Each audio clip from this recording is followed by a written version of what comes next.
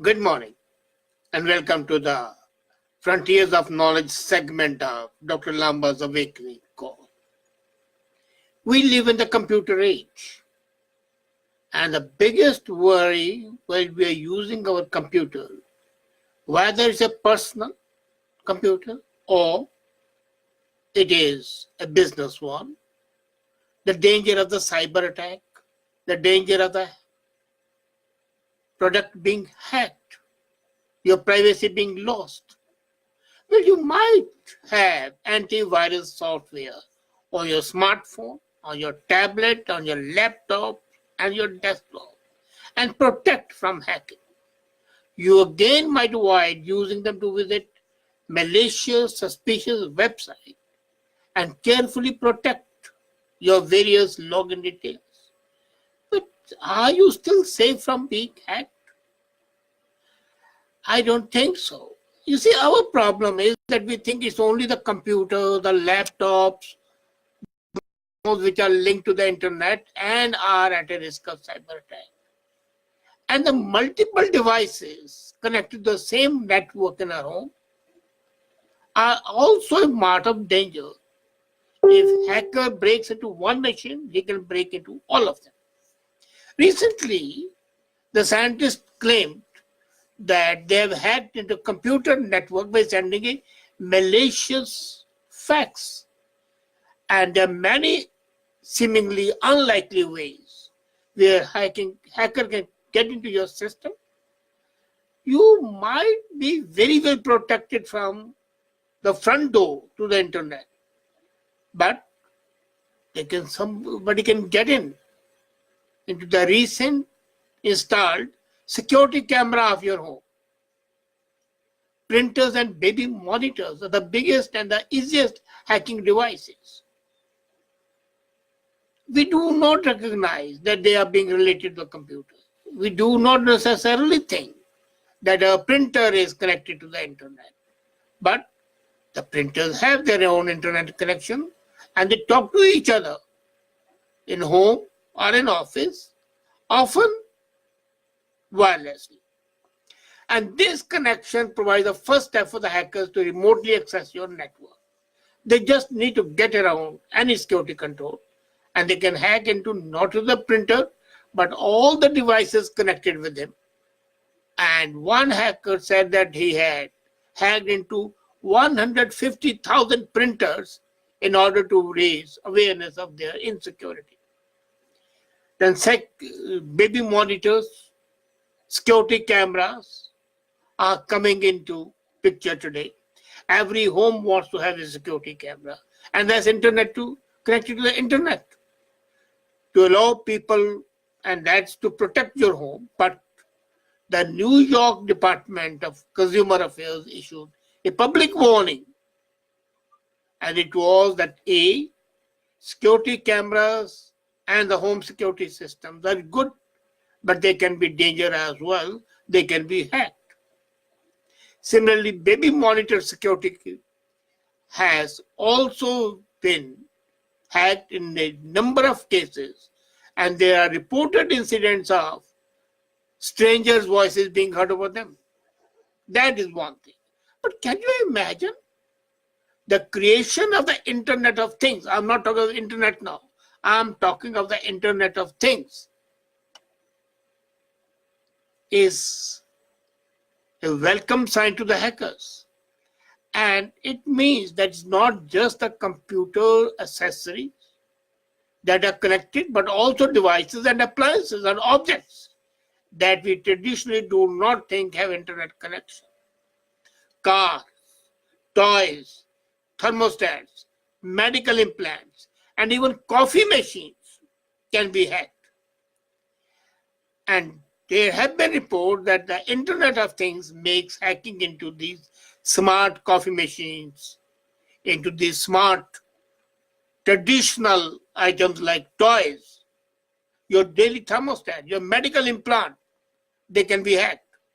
And a hacker who succeeds in communication with one of the devices then can conduct any number of possible attacks. They can disrupt communication. That would be the beginning. What happens is you have a coffee machine you are not even aware, or a potentially life-threatening medical implant. Your heart has a pacemaker. You might have a knee replacement. You might have something else implanted into you, and that can be hacked. Imagine a security risk. You leave your car unattended, your heating is off, but somebody can still use it. Fax machines. Now, these devices like faxes are not plugged into computer directly, but they can be hacked. And they can be hacked by sending carefully crafted images files to them containing malicious code. When this image was converted into data for transmission within the internal computer network, the code hidden within this data was able to run and inflict the damage. This method of intrusion with any device, external connection to the outside world, is potentially vulnerable to hacking and your security being endangered.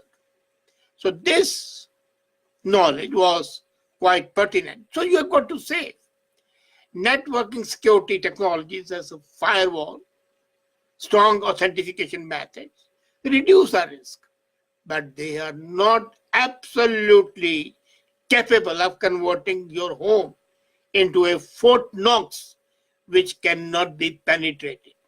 So that is there, and this knowledge that our daily machines, daily usage products are as capable of being hacked and inflicting damage as are the computers and the smartphones. So that was the danger. But then, look, another development has taken place. Now they are making biodegradable textiles from live organisms. There was a time when we used to wear three types of clothes. It used to be cotton, or it used to be wool. And if you could afford it, it used to be silk. Then fast fashion came into being, and that has created havoc with environment. Can you believe it? 9% of the total municipal waste, for example, in USA, is made of used clothes. 9%. So the clothing is highly contributing factor in pollution. And then, it's another problem. The fast fashion, due to the speed and volume at which garments are produced and marketed and discarded, leads to high use of energy and water and significant amount of greenhouse gases and water pollution. So all these factors are there because of fashion. And as long as it was a natural clothing, there was no problem. But natural clothing became more expensive, and we now have mostly acrylic and synthetic fiber, either 100% or in a mixture. So a small group of innovators has again gone back to nature. I said again because there was a time when we were using only three types of garments.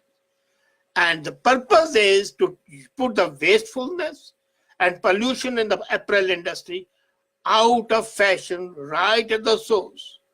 So what they're doing is using live organisms to grow pieces of biodegradable textiles. And those, like the best thing they've done is algae from the oceans, from the rivers, from the lakes they take it. So the plastic-based fabrics, acrylic, nylon, polyester threads, they would be thrown out. Fashion Institute of Technology in US, New York, has said that these algae-based clothes have a major benefit that they can be grown. The algae can be grown to fit the molds. And the precise amount of the textile needed to fit the mold. So extra textile is not produced and is not wasted. The team of FIT people have developed this, and this they say is ideal because it's bioengineered clothing material. It is stronger than the natural fabrics like cotton and silk, much more strong, and it's flexible. And these two things are important for mass apparel appeal. So material scientists in China have said that these clothes can also be, because there simultaneously research is going on in USA and in China, and the Chinese have produced cloth from algae, which is fire retardant. So normally you take clothes and they add the fire retardant material to make it safe. But this new one, the new clothing line, which is on the corner, can be great. But then we live in a world where our health is much more important, and the injuries that our children have, that we can have, are always a cause of worry for us. So Arizona State University and Mayo Clinic, one of the leading medical institutes, have determined that clay can be used as a remedy for infections. And this is particularly natural blue clay, not all clays. All clays can be very dangerous. But these clays, which they say, are very useful in treating not only wounds, but also infected wounds. They have indicated that the blue clay, which is for the present, they are using it from Oregon, but then there's a lot of blue clay all over the world. So it's capable of killing free-floating bacteria.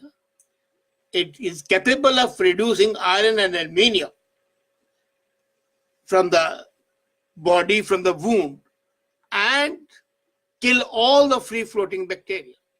A solution containing the clay was shown to be effective when biofilms were made up of harmful bacteria. Basically, all self-supporting colonies of bacteria are reason of 2/3 of the infected wounds. And that's what the scientists say. So this reduced iron-bearing clay can kill the bacteria, make the wounds easier to heal. But then point is the availability of these wounds. Would they be able to have sufficient production of this clay? And can this clay be reused? You use clay once and then you throw it. But ultimately the stocks are limited. So what do? The best thing to do is I make lab-made blue clay, which has the same properties as the natural blue clay, so that there's abundance of the product available. But it must be cheap, ultimately, so that the common people can use it. So these three things, one was about protecting your everyday appliances from hacking. Second, using clay and biodegradable clothing are the new advances, and they further approach the frontiers of knowledge. As a matter of fact, knowledge has no frontier. So that's why I say new frontier, and every day this new frontier is enhanced, is increased, making our lives better, more livable, more comfortable, and also, shall I say, healthier. These new developments that are taking place every day is quite possible tomorrow they may be ordinary things. You might come up with some software to protect your appliances, so to safeguard your security. But the very fact that now we are aware that that's happening can be impetus to the further research, and that can be really useful. I trust you would try to protect yourself and also ensure that as soon as these biodegradable clothes come in, you'll use them. At least I would. Thank you.